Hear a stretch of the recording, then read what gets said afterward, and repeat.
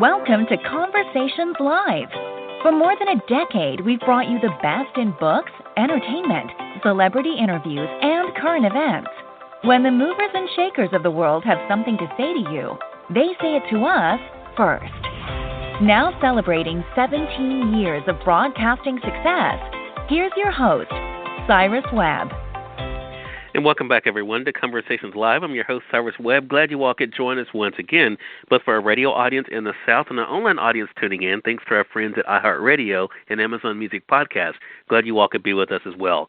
I'm excited to welcome a-ruth-proctor to our program today to talk to us not only about her journey as an entrepreneur, but also an individual who's now been able to appreciate life and to share some great life lessons. She does it in her book that simply says, I survived, you can too. We'll talk to Ruth about the journey that she's been on, what it's been like for her now to share that with the world, and, of course, what she wants you to know about what you can achieve in 2021. Ruth, really appreciate you stopping by the program today. Thank you so much for having me, Cyrus. I appreciate you. Look, we have a lot to talk about. I appreciate the time. And I want to begin with the reflection. I've been asking a lot of our guests about this as we kind of begin this new year, Ruth. You've been through a lot. Of course, I knew a little bit of your story when our good friend Zach Tepperman set up this chat with you for today, but I had no idea now as I was reading your book all that you've been able to overcome. What has it been like for you, Ruth, to be able to look at where you started and where you are today?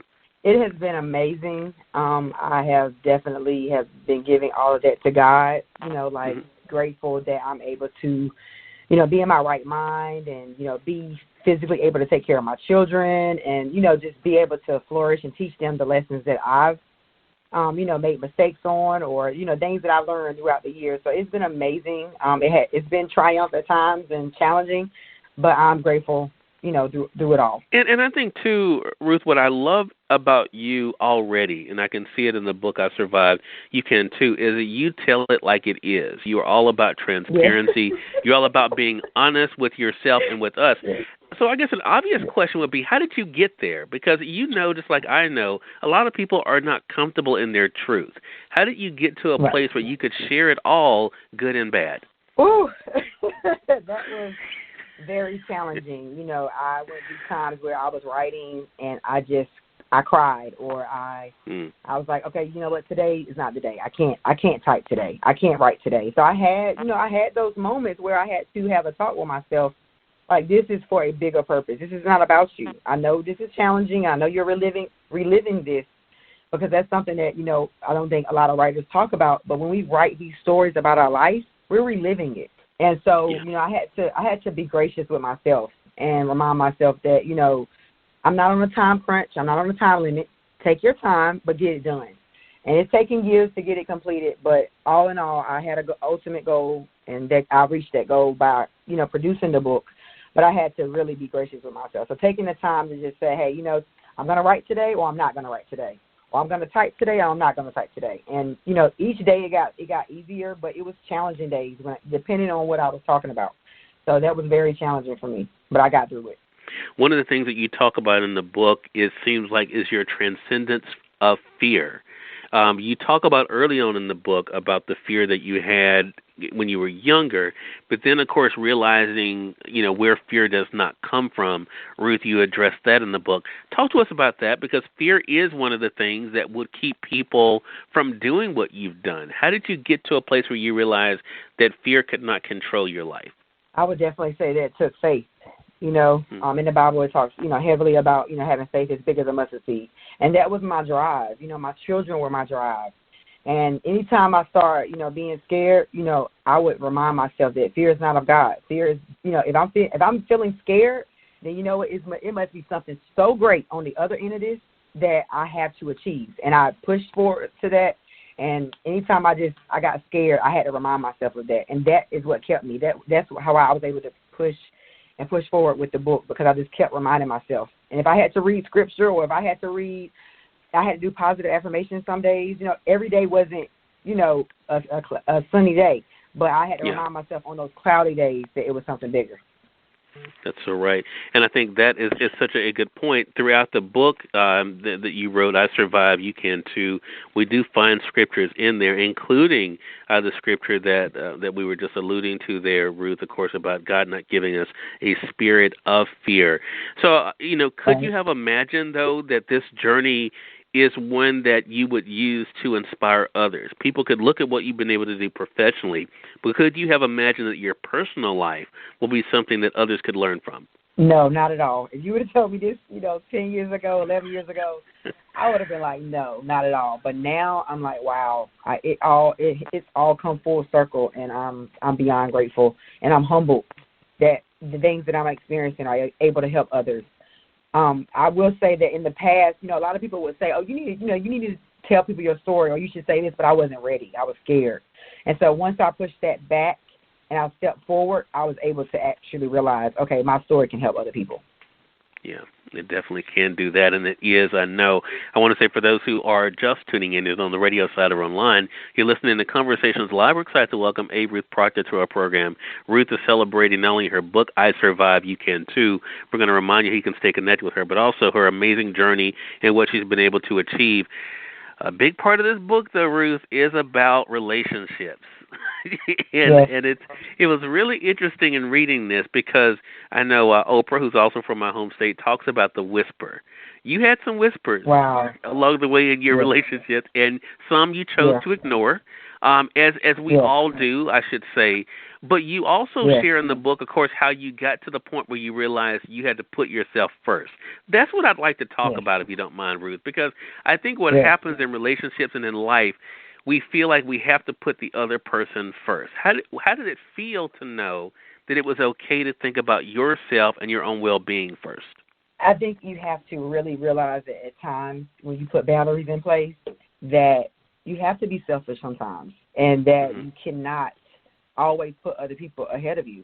And if you are hurt, if someone is hurting you or doing something to you, then you have to choose yourself. You're really not being selfish at that point. You're putting yourself first. And once I realized that, I was able to move forward. But that took a lot because I'm a giving person. I'm a loving person. And even though somebody might be doing something to hurt me, I try to come from a loving place. And sometimes that could be that could be your blind spot. So I had to really step outside of myself and say, I need to choose me for me. I need to, in order for me to be a good mom, in order for me to be a good person, in order for me to write this book, I got to put myself first because this is not right. And what is happening is not right. And once you realize that, I think, you really can go to a different place mentally, spiritually, physically, and financially for that matter.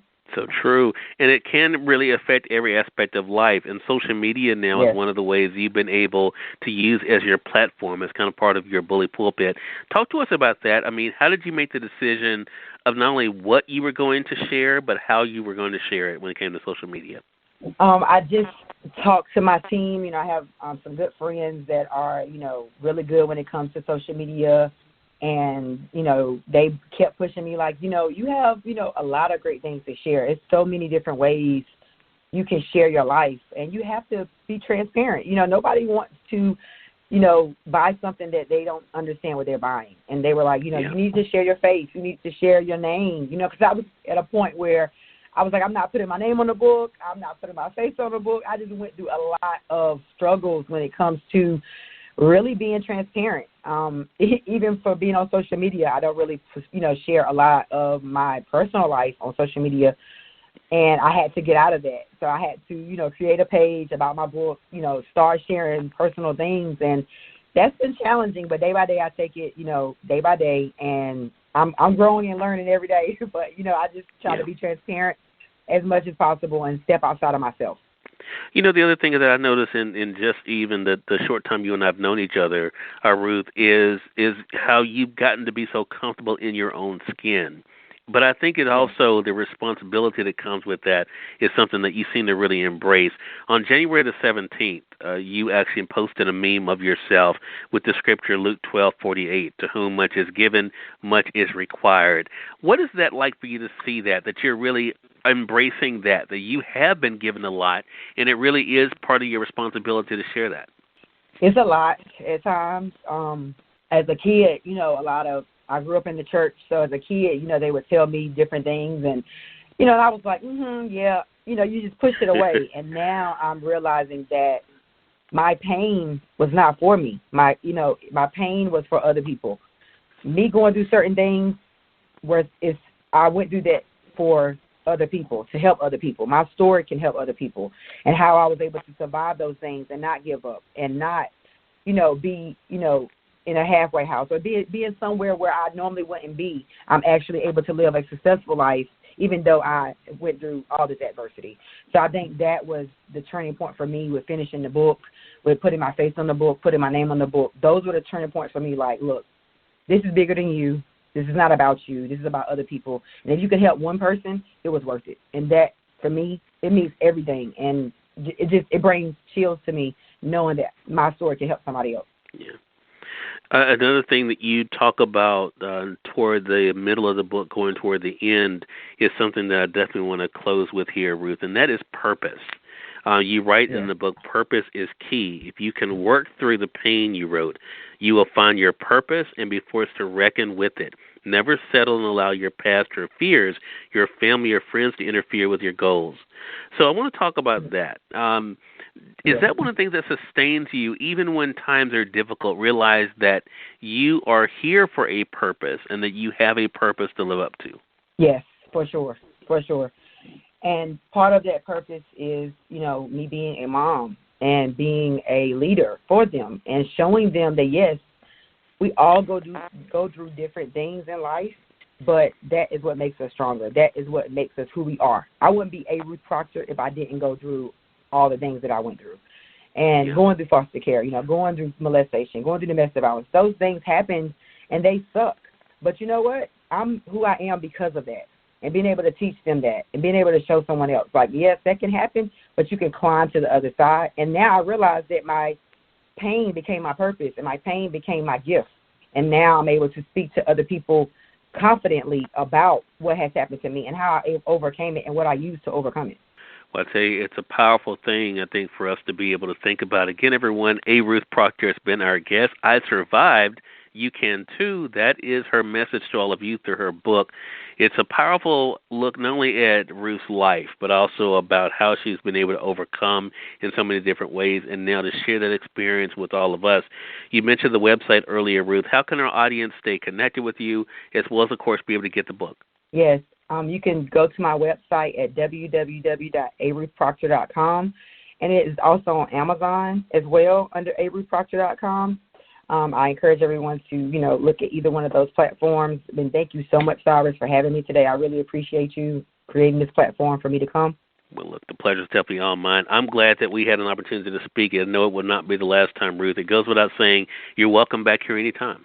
Thank you so much. I appreciate you, and I think what you're doing is awesome. Thank you. I appreciate that. I feel the same way about you for sure, Ruth, and I mean that. And we thank your audience for tuning in to another great segment of Conversations Live. Until next time, I'm your host, Cyrus Webb, saying as always, enjoy your day, enjoy your life, enjoy your world. Thank you all for choosing Conversations Live. Let's go make today amazing. Take care.